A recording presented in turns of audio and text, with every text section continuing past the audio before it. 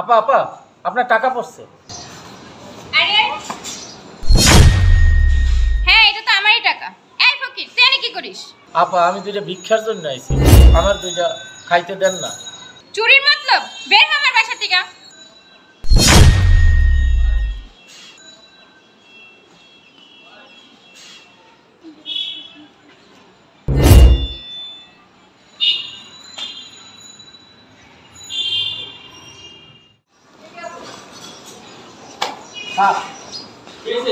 টাকা পড়ছে। আরে এটা তো আমারই টাকা। এই ফকির বাচ্চা, তুই এখানে কি করিস? স্যার আমি ভিক্ষার জন্য আসছি, আমার 5টা টাকা দেন না, কিছু খাবো। আমার কাছে টাকা নাই। স্যার ওই দিয়ে আপনার কাছে টাকা আছে, দেন না 10টা টাকা স্যার। এই তুই আমি বান্ডিল ভাঙি টাকা দেবো? ফকির বাচ্চা বাইরে বাড়ি থেকে।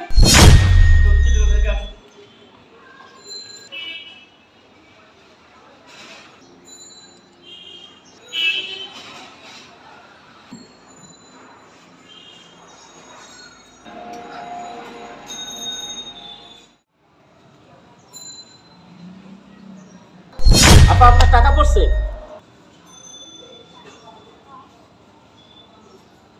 টাকা? এতগুলো টাকা? এই টাকা তো আমার না। আপা আপনারই পড়ছে। না না, এই টাকাগুলো আমার না। আপনি এই টাকাগুলো রাখেন, যার হয় তাকে দিয়ে দিন। আপনাকে দেখে মনে হচ্ছে আপনি কিছু খাননি। এই টাকাটা দিলাম, এটা দিয়ে কিছু কিনে খেন। হ্যাঁ, এই নেন।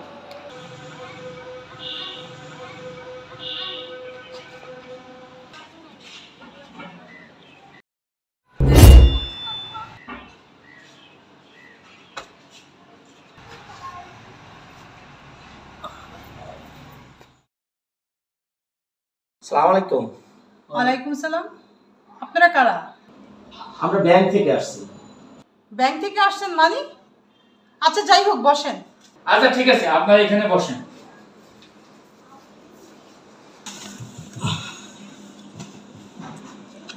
আচ্ছা শোনেন, আপনারা তো সবাই আছেন, আপনারা তো অবশ্যই জানেন আপনাদের বাবা ব্যাংক থেকে 1 কোটি টাকা লোন নিচ্ছে।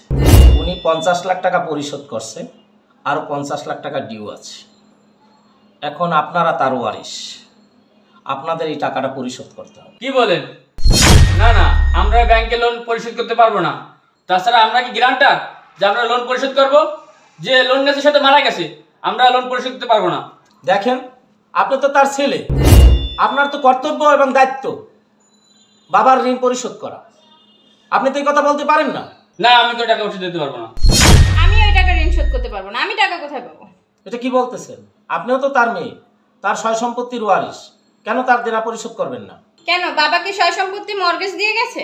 না, উনি সয় সম্পত্তি মর্গেজ দিয়ে যায় নাই, তারপর তো আপনারা সন্তান হিসেবে তার দেনা পরিশোধ করা আপনাদের দায়িত্ব।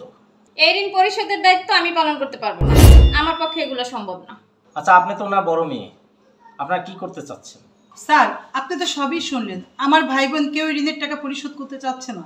এত বড় ঋণের বোঝা আমি কিভাবে পরিশোধ করব? দেখেন, ব্যাংকের তো আমি সব কিছু না, আমার সাথে ব্যাংকের সিনিয়র অফিসার এই ম্যাডাম আসছেন। ম্যাডাম দেখেন, আপনারা যেহেতু ওনার ওয়ারিশ, আপনাদের এই ব্যাংকের ঋণ শোধ করতেই হবে। তা না হলে ব্যাংক আপনাদের আইনত ব্যবস্থা নেবে। ম্যাডাম, আপনার কথাও ঠিক। সন্তান হিসাবে বাবার ঋণ পরিশোধ করা আমাদের দায়িত্ব। আপনারা তো শুনলেনই, আমার ভাই বোন বাবার ঋণের টাকা পরিশোধ করতে কেউই রাজি না। ম্যাডাম, আপনারা যদি সহযোগিতা করেন, আমি বাবার ঋণটা পরিশোধ করতে চাই, কিন্তু এই মুহূর্তে সব ঋণ আমি পরিশোধ করতে পারবো না। আপনি বড় মেয়ে হয়ে যেহেতু বাবার ঋণ পরিশোধ করতে চাচ্ছেন, সেহেতু আমরা ব্যাংকের পক্ষ থেকে আপনাকে সব ধরনের সহযোগিতা করব। আচ্ছা, কি করতে হবে বলেন? আচ্ছা, আপনার বাবার ঋণ পরিশোধের পক্ষে আপনি এই এগ্রিমেন্টে একটি সই দেন। ম্যাডাম, এটা তো কোনো লোনের এগ্রিমেন্ট না, এটা তো 50 লাখ টাকার এফডিআর। জি ম্যাডাম, আপনি ঠিকই দেখেছেন। আপনার বাবা আমাদের ব্যাংকে 1 কোটি টাকার এফডিআর করেছিল। এফডিআর এগেনস্টে উনি লোন নিয়েছিল। উনি 50 লক্ষ টাকা ঋণ পরিশোধ করেছে, আর 50 লক্ষ টাকা ডিউ আছে। এখন উনি 50 লক্ষ টাকা আমাদের কাছে পায়। উনি অ্যাকাউন্টে কারো নামে নমিনি করে যায় না। আপনারা সবাই ওয়ারিশ, এখানে ওনারা কেউ বাবার ঋণ পরিশোধ করতে চাচ্ছে না, আপনি বাবার ঋণ পরিশোধ করতে চাচ্ছেন, এই জন্য এই টাকার প্রাপ্য আপনি। আপনি এটা কি বলতেছেন? এটাকে আমারও ভাগ আছে, আমি বাবার সব সম্পত্তির ওয়ারিশ। আপনি তো নেওয়ার ওয়ারিশ, আপনি তো দেওয়ার ওয়ারিশ না।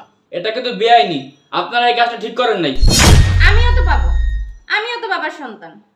কেন, আপনিও তো বাবার ঋণ পরিশোধ করতে রাজি না। আমাদের চোখে এই টাকার প্রায় পৌনেই। নেন আপা, আপনার টাকা বুঝে নেন।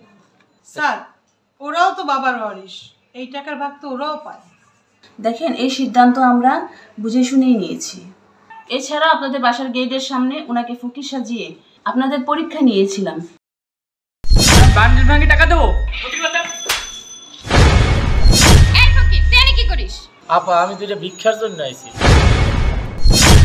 টাকা? এতগুলো টাকা? এই টাকা তো আমার না। আপা, আপনারই পড়ছে।